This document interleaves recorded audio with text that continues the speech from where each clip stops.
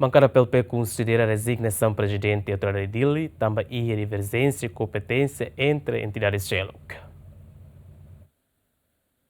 Gregório Saldanha tinha resignação a discussão entre deputado no membro do governo Sira, onde destaca a diferença Hanoi com a causa da resignação na RASEC. Tur bancada oposição PLP, decisão do presidente da autoridade município de Lifotine, também moço divergência, competência e a implementação do serviço. How se dá o catene claramente presidente da autoridade municipal linha município de linha resignação, a razão fundamental será motiva a tubele resignação, mas buati também how nota ona iha sira ne divergência entre competências ne bem ida hadau te deselu ne competência ne moço que das ia antes tama ia audiência para orçamento geral do estado e how mak ema primeiro ne questiona e momento na ba how suba senhor se ato explica te bot compreende que how car que das ponto sira ne bem mak descreve a competência se atone no ia orgânica no governo no competência administração município presidente da autoridade município de Idagnia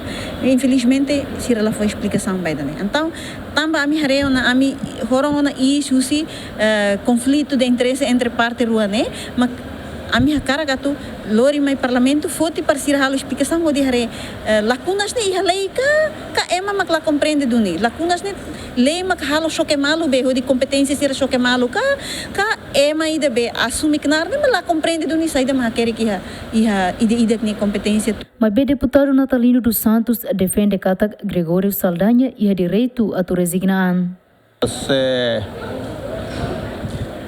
Na graça que me resignar buat dia direito de democracia, né lá?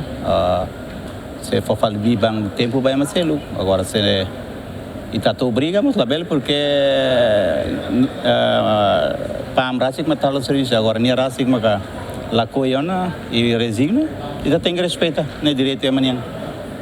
Agora o insaat tarefa já falei substituída para depois o serviço.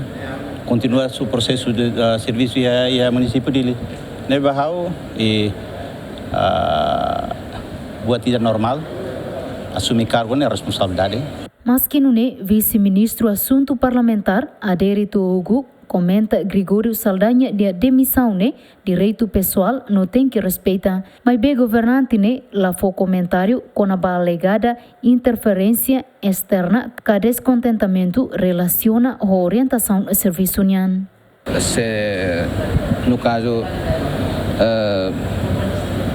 senhor presidente da autoridade atual se na posição da direito cidadania vaga ne loke e senhor Gregório Harehan sa prensa critérios ototo para bele lidera município Dili nessa município capital ini mas na realidade ini ia prática serviço enfrenta qualquer situação na que ni rasik sindicato ni label continua ini direito cidadão ni toma atau decide resigna. A questão é fila para o Ministério tutela para apresentar a questão da onde nem substituição.